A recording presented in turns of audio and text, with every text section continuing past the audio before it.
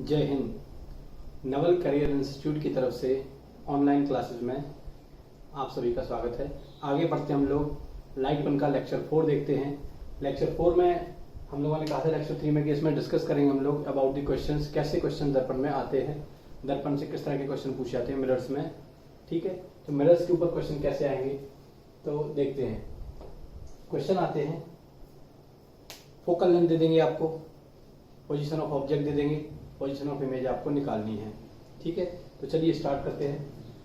Focal length of A concave mirror is 12 centimetre and object is kept in front of it at 16 centimeter. Then find out magnification, position of image and nature of image. Question दिया है, एक example के लिए अपन question ले रहे हैं। Focal length दी है 12 centimetre, एक कॉनकेव मिरर की फोकल लेंथ दी है 12 सेंटीमीटर, एक अवतल दर्पण की फोकस दूरी दी है 12 सेंटीमीटर और ऑब्जेक्ट उसके सामने रखी है 16 सेंटीमीटर पर। तो उसके आवर्धन क्या होगा, प्रतिबिंब की स्थिति क्या होगी और उसकी प्रकृति क्या होगी, तीनों चीजें फाइंड आउट करनी है। फोकल लेंथ दी है कॉनकेव मिरर की, पोजीशन ऑफ ऑब्जेक्ट दी है, देन मैग्निफिकेशन पूछा है, पोजीशन ऑफ इमेज पूछी है, नेचर ऑफ इमेज पूछी है, तीनों चीजें पूछी हैं। तो चलिए सबसे पहले हम लोग जो हमने डायग्राम बनाए थे पिछले लेक्चर में, तो उनको देखेंगे कि उनसे कैसे हम फाइंड आउट कर सकते हैं कि इमेज का नेचर क्या होगा, इमेज की पोजीशन क्या होगी, मैग्निफिकेशन क्या होगा, एक टेंटेटिव आइडिया लगाएंगे।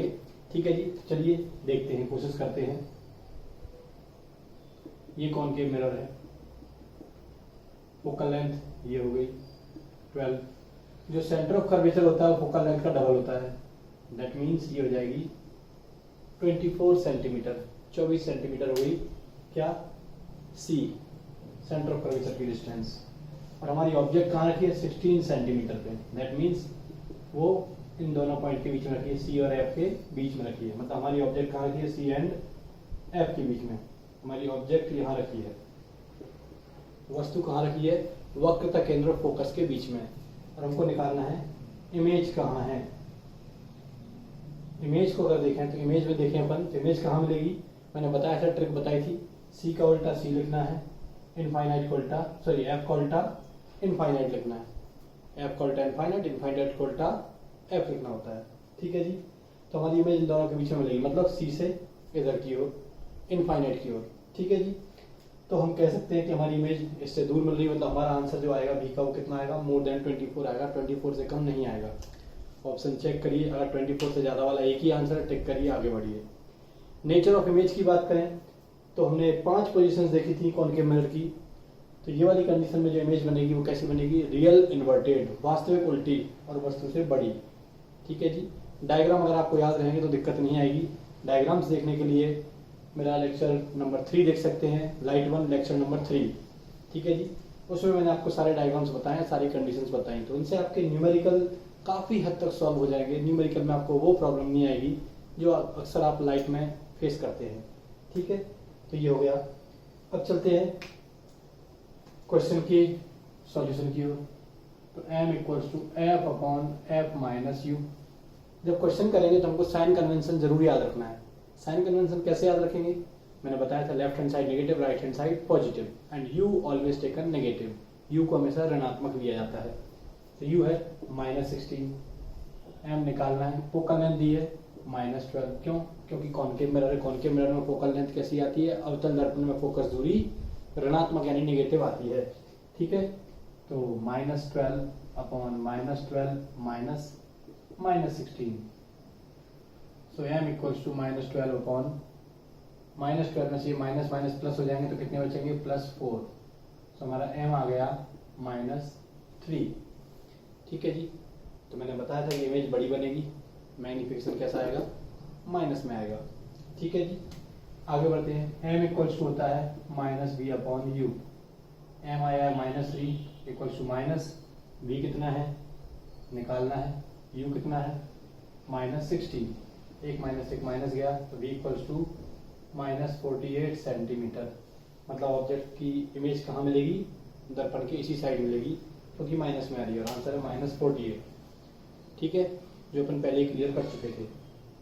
अब अगर आपको इसमें हाइट ऑफ इमेज निकालना हो, हाइट ऑफ ऑब्जेक्ट दी हुई है कि वस्तु की हाइट इतनी है, ऊंचाई इतनी है, तो प्रतिबिंब की ऊंचाई कितनी होगी। मान लीजिए आपको वस्तु की ऊंचाई दी है h1 इक्वल्स टू 5 सेंटीमीटर, ये दी है वस्तु की ऊंचाई। वस्तु की ऊंचाई कितनी दी है, h इक्वल्स टू 5 सेंटीमीटर, तो उसको h1 बोलेंगे। ये दी है, वस्तु सामने रखी है, हमें प्रतिबिंब की ऊंचाई निकालनी है, तो m इक्वल्स टू होता है h2 बटा h1। तो m कितना है -3, h2 निकालना है, h1 कितना है 5, तो h2 हो जाएगा -15 centimetre. Minus sign again indicate कर रहा है रियल इन्वर्टेड, ऋण चिन्ह क्या बता रहा है, वास्तविक उल्टा प्रतिबिंब। ठीक है, वास्तविक उल्टा प्रतिबिंब बताया और 3 गुना ज्यादा साइज का बना है, ये हमारा मैग्निफिकेशन बता रहा है। 5 सेंटीमीटर लंबी ऑब्जेक्ट थी, ऊंचाई की ऑब्जेक्ट थी जो यहाँ पर सामने रखी थी, तो उसका 15 सेंटीमीटर लंबा यानी ऊंचा प्रतिबिंब बनेगा। इतना हाइटेड प्रतिबिंब बनेगा 15 सेंटीमीटर। ठीक है जी, तो वो याद रखना है कि कैसे सॉल्व करना है। तो H2 भी आ गया हमारा। आइए आगे बढ़ते हैं। आगे देखें नेक्स्ट क्वेश्चन, हम देखते हैं कॉन्वेक्स मिरर के ऊपर देख लेते हैं, उत्तल दर्पण के ऊपर देख लेते हैं। उत्तल दर्पण में कैसे पूछे जाते हैं देखिएगा, तरीका वही रखना है, लेकिन जो मैंने डायग्राम्स बनवाए हैं, डायग्राम्स को ध्यान में रखना है। अगर डायग्राम्स को आप ध्यान में रखेंगे तो आपको दिक्कत नहीं आएगी, आपके क्वेश्चंस बहुत इजीली सॉल्व हो जाएंगे। ठीक है, तो आइए, focal length of a convex mirror is 10 centimetre. ठीक है, focal length of convex mirror दी है 10 सेंटीमीटर, प्लस 10 ले लिया क्योंकि कॉन्वेक्स मिरर है। उत्तल दर्पण है, उत्तल दर्पण की फोकस दूरी 10 सेंटीमीटर है। इसके सामने वस्तु को 10 सेंटीमीटर पर रखा जाता है। An object is kept in front of it at 10 centimetre distance. वस्तु को 10 सेंटीमीटर दूरी पर रखा है। यू ऑलवेज नेगेटिव, इसलिए हमने नेगेटिव पहले ही ले लिया है। Then find out m position of image and nature of image. तो जहां डायग्राम बनाए थे हमने पहले ही क्लियर कर लिया था। नेचर ऑफ इमेज क्या होगा, वर्चुअल इरेक्ट, वास्तविक नहीं होगा, इसमें आभासी सीधा प्रतिबिंब मिलेगा लेकिन वस्तु से छोटा मिलेगा, वर्चुअल इरेक्ट मिलेगा। कॉन्वेक्स मिरर में कभी भी जो है आपको रियल इन्वर्टेड इमेज नहीं मिलेगी, ऑब्जेक्ट से बड़ी इमेज कभी नहीं मिलेगी। ठीक है ना, प्रतिबिंब कभी बड़ा नहीं मिलेगा, प्रतिबिंब हमेशा छोटा ही मिलेगा। तो उस कंडीशन में देखें तो हम इनके आंसर्स डायरेक्टली बोल सकते हैं कि इसका आंसर फोकस से ज्यादा नहीं आएगा, फोकस से कम आएगा। एक चीज वी का आंसर, एम 1 से कम आएगा, वो भी प्लस में आएगा। नेचर वर्चुअल इरेक्ट, आभासी सीधा। ठीक है ना, हमने एम की स्थिति देख ली, वी देख ली और प्रकृति भी देख ली। कैसा आएगा, आभासी सीधा प्रतिबिंब आएगा और वस्तु से छोटा आएगा। ठीक है जी, तो चलिए डायग्राम बना के सॉल्व करके देखते हैं। फोकस है प्लस 10 सेंटीमीटर, ऑब्जेक्ट रखिए इधर 10 सेंटीमीटर पे, तो m equals to f upon f minus u. m निकालना है, f कितना है plus 10 upon plus 10 minus minus 10, तो m आ गया 10/20 इक्वल्स टू 1/2 प्लस 0.5। ये हमारा मैग्निफिकेशन आ गया प्लस 0.5। मैंने बोला था 1 से कम आएगा, आ गया। आते हैं v निकालते हैं, m equals to minus v upon u. m आ गया 0.5 माइनस v निकालना है, u कितना है -10, माइनस से माइनस कैंसिल, तो v इक्वल्स टू आ गया 5 सेंटीमीटर। 0.5 से 10 गया पॉइंट से, तो कितना बचेगा 5 सेंटीमीटर। तो v कितनी आ गई 5 सेंटीमीटर। ये भी बताया था कि 10 से कम आंसर आएगा। तो एवरीथिंग इज क्लियर कि हमें क्वेश्चन में क्या करना है।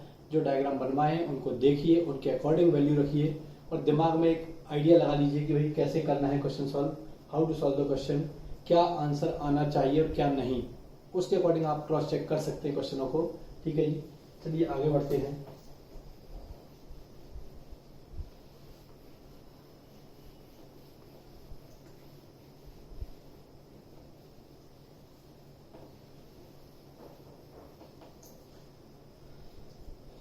आगे देखते हैं, कुछ और फॉर्मूले देखते हैं। मिरर्स में वेलोसिटी ऑफ इमेज और एरिया ऑफ इमेज के भी क्वेश्चन पूछे जाते हैं, उनको भी देख लेते हैं थोड़ा सा।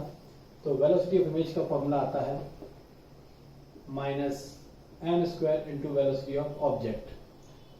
m की वैल्यू वही सारी रख सकते हैं जो अपन ने पहले देखी है, f upon f minus u, f minus v upon f, H2/H1, ये सारी वैल्यूज इसमें रख सकते हैं, ठीक है यहाँ पर। और एरिया ऑफ इमेज का फॉर्मूला आता है m² एरिया ऑफ ऑब्जेक्ट, ठीक है जी। दोनों फॉर्मूले याद रखिएगा, कभी कभार इंटरव्यू क्वेश्चन पूछ लेते हैं, ठीक है, तो इनको याद रखिएगा अच्छे से, ये इंपॉर्टेंट फॉर्मूले हैं। आइए एक क्वेश्चन करके देखते हैं।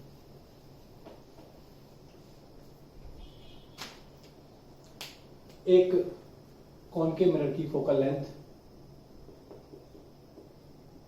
24 सेंटीमीटर है, एक अवतल दर्पण की फोकस दूरी 24 सेंटीमीटर है। तो हम एक काम करते हैं, साइन कन्वेंशन इसे यूज करते जाते हैं। Focal length of a convex mirror is 24 centimetre, तो हमने पहले ही ले लिया -24, क्योंकि कॉनकेव मिरर बोला है, अवतल दर्पण बोला, तो पहले से माइनस ले लेंगे। एवं इसकी ओर एक ऑब्जेक्ट चली आ रही है, ऑब्जेक्ट की वेलोसिटी ऑफ ऑब्जेक्ट है 9 सेंटीमीटर पर सेकंड की स्पीड से इसकी ओर आ रही है। An object is coming towards the mirror with 9 centimetre पर सेकंड वेलोसिटी। एक वस्तु जो है दर्पण की ओर, अवतल दर्पण की ओर 9 सेंटीमीटर प्रति सेकंड की चाल से आ रही है। जब यह दर्पण से 60 सेंटीमीटर की दूरी पर होती है, whenever it is at 60 centimeter distance from the concave mirror, then find out the velocity of image। जब यह अवतल दर्पण से 60 सेंटीमीटर की दूरी पर होती है तो उस स्थिति में प्रतिबिंब की चाल कितनी होगी। ऐसा क्वेश्चन हमसे पूछ लिया, वेलोसिटी ऑफ इमेज हमसे पूछा है, तो इस स्थिति में हम क्या करेंगे, फॉर्मूला रखेंगे, velocity of image equals to -m² into velocity of object. तो velocity of image minus m की वैल्यू क्या हो जाएगी, हमें वैल्यूज दिए हैं, f और u दिए हैं, f/f माइनस u का whole square into velocity of object. तो velocity of image equals to minus f कितना है, -24 upon -24 minus 60 centimetre into velocity of object कितनी ली है, 9 सेंटीमीटर पर सेकंड। ये हो जाएगा -24 ऊपर है, -24 में से +60 गए, कितने बचे, +36 इंटू 9, इसका स्क्वायर भी है, ठीक है। फिर इसको काट दिया, 4 से 6 बार गया, 4 से 9 बार गया, और भी काट सकते हैं, 3 से 2 बार, 3 से 3 बार, तो हमारा वैल्यू है -2/3 का होल स्क्वायर इंटू 9। -2/3 का स्क्वायर किया कितना आ गया, 4/9। तो velocity of image equals to -4/9 into 9, 9 से 9 गया, तो वेलोसिटी ऑफ इमेज कितनी आ गई, -4 सेंटीमीटर पर सेकंड। माइनस साइन इंडिकेट कर रहा है कि जैसे जैसे हम मिरर की ओर जाते हैं, हमारी जो इमेज है वो मिरर से दूर जाती है, यानी velocity, direction of velocity opposite होगी, वेग की दिशा विपरीत होगी, ठीक है जी। ऐसे क्वेश्चन पूछ लिए जाते हैं कई बार, तो इनको भी याद रखिएगा। इस तरह के क्वेश्चन आते हैं तो कैसे करना है सॉल्व, वैल्यू प्रॉपर्ली रखिएगा, विद साइन कन्वेंशन रखना है, और जो भी साइन आता है उसका पर्टिकुलर मीनिंग होता है, उसको भी दिमाग में क्लियर रखना है। चलिए आगे बढ़ते हैं, आगे बढ़ते हैं हम लोग। अगला टॉपिक ये तो दर्पणों के लिए हो गया, अब रिफ्लेक्शन खत्म है, रिफ्लेक्शन के ऐसे क्वेश्चन और करके देखेंगे। अब आते हैं हम लोग प्रकाश के अपवर्तन पर। आप प्रैक्टिस करिएगा क्वेश्चनों की। प्रकाश का अपवर्तन, रिफ्रैक्शन ऑफ लाइट।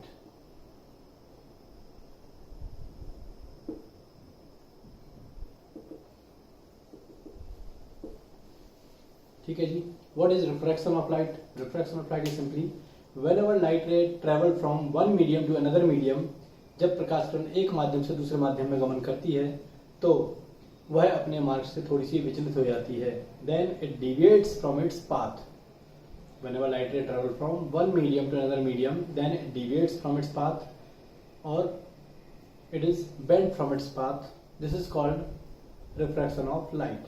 जब प्रकाश किरण एक माध्यम से दूसरे माध्यम में गमन करती है तो वह अपने मार्ग से थोड़ा सा भटक जाती है, थोड़ा सा विचलित हो जाती है। इसे हम क्या कहते हैं, प्रकाश का अपवर्तन। This is called reflection of light. इसको हम कई तरीके से देख सकते हैं कि whenever ray of light travel from rarer to denser medium, जब प्रकाश किरण विरल से सघन माध्यम में गमन करती है, विरल से सघन माध्यम में गमन करती है, तो यह अभिलंब की ओर झुक जाती है। ये नॉर्मल है, ये दो अलग अलग मीडियम है। whenever light ray travel from rarer to denser medium then it bend towards the normal। ठीक है जी, ये नॉर्मल की ओर झुक जाती है। ये है I, ये है R। रेयर टू डेंसर आ रही है, अभिलंब की ओर झुक जाती है, नेचर है लाइट का, इस तरह से होगा। और इसमें हम कह सकते हैं angle I greater than angle R। Denser medium में जब इसकी ओर झुक गई तो ये एंगल कम आएगा, तो angle I greater than angle R। दूसरा रहेगा whenever light ray travel from denser to rarer medium, जब प्रकाश किरण सघन से विरल माध्यम में गमन करती है, सघन से विरल माध्यम में गमन करती है, तो अभिलंब से दूर हट जाती है। when light ray travel from denser to rarer medium then it bends away from the normal। Light ray I और ये दूर चली गई। ये एंगल I है, ये एंगल R है, और angle I less than angle R। Angle of incidence है, ये एंगल ऑफ रिफ्रैक्शन है। I क्या होता है इसमें, एंगल ऑफ इंसिडेंस। R क्या होता है, एंगल ऑफ रिफ्रैक्शन। अपवर्तन कोण ये होता है आपतन कोण। तो यहाँ पर आपतन कोण ज्यादा है अपवर्तन से, और यहाँ पर अपवर्तन कोण ज्यादा है आपतन कोण से। ऐसी स्थिति आती है whenever light ray travel from rarer to denser medium और denser to rarer medium। दोनों कंडीशन याद रखिएगा। आगे बढ़ते हैं, रिफ्रैक्शन के लॉज देखते हैं, लॉज ऑफ रिफ्रैक्शन। ठीक है जी, अपवर्तन के नियम।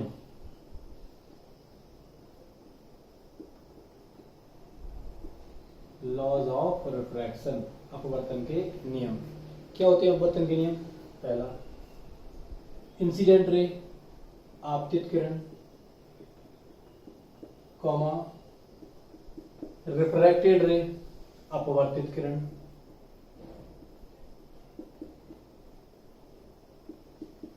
एवं अभिलंब and normal all lie in the same plane, सभी एक ही तल में होते हैं।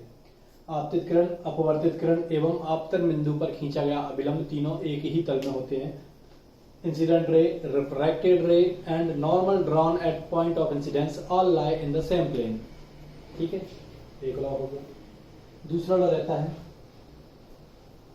आपतन कोण की ज्या तथा अपवर्तन कोण की ज्या में एक निश्चित अनुपात होता है, जिसे हम एक माध्यम के सापेक्ष दूसरे माध्यम का अपवर्तनांक कहते हैं, और इसे स्नेल का नियम भी कहते हैं।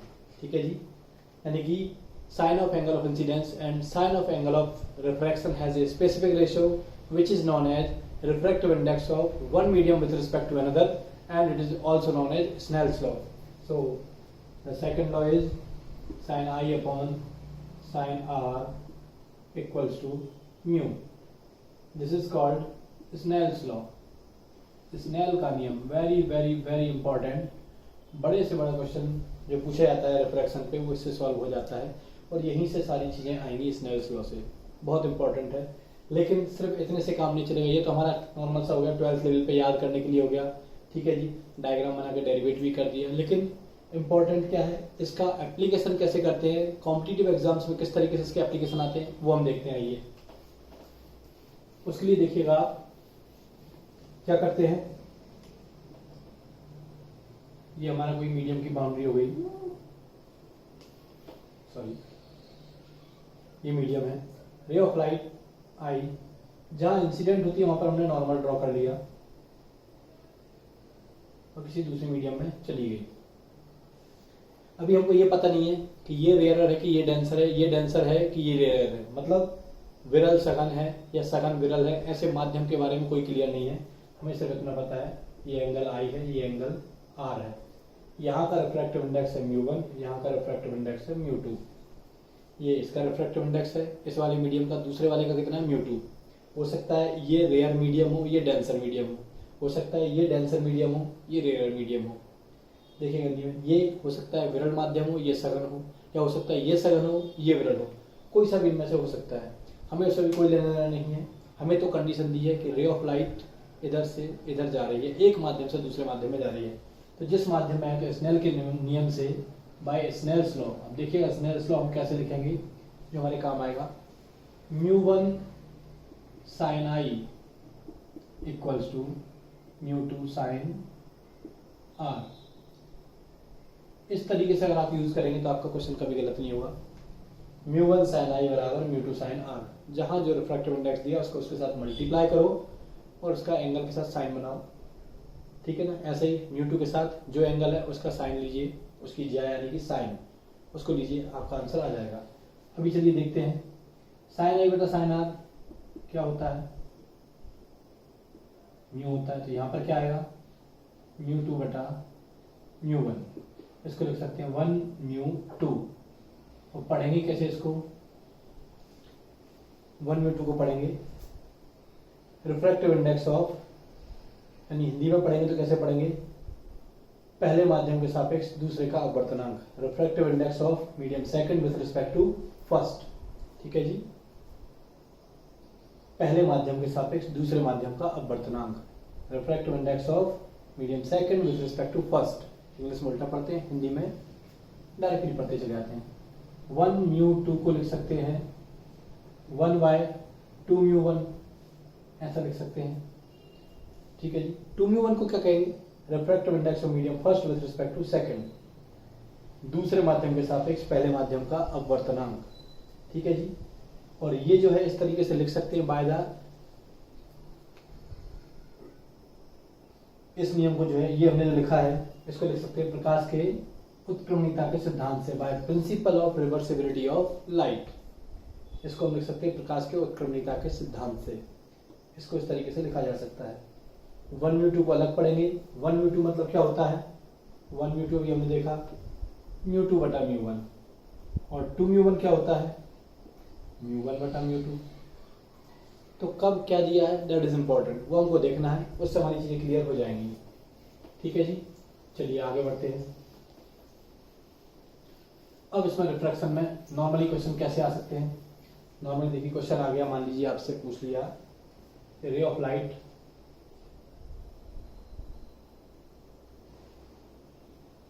एक मीडियम में 30 डिग्री कोण पर इंसिडेंट हो रही है, इसका रिफ्रैक्टिव इंडेक्स है 1, इसका रिफ्रैक्टिव इंडेक्स है 2।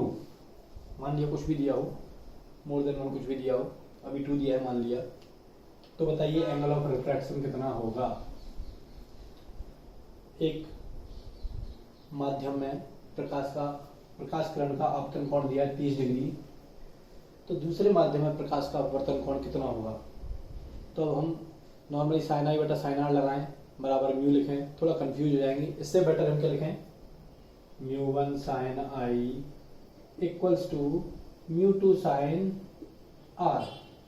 μ1 कितना है, 1 है, sine i sine 30 equals to μ2 कितना है, 2, साइन r निकालना है, 1 sine 30 value 1/2 equals to 2 into sine r। So sin r equals to 1/4. Sin r equals to 1/4. So r equals to sin inverse 1/4। ये हमारा r आ जाएगा, फिर जो भी वैल्यू आए इतना हमारा आंसर आ जाएगा। जरूरी नहीं हर बार एंगल्स में ही आए, कुछ वैल्यूज ऐसी भी पूछ ली जाती हैं, ठीक है जी। तो ये हो गया इस पर बेस्ड एक और क्वेश्चन। आगे बढ़ते हैं।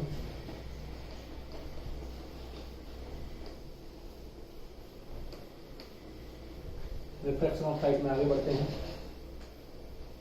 तो आगे इसके आगे नेक्स्ट सेक्शन में हम पढ़ेंगे इसके आगे के क्वेश्चन रिफ्रैक्शन में और किस तरीके के क्वेश्चन आ सकते हैं, बहुत इंपॉर्टेंट पार्ट है। चलिए आज के लिए इतना ही, जय हिंद।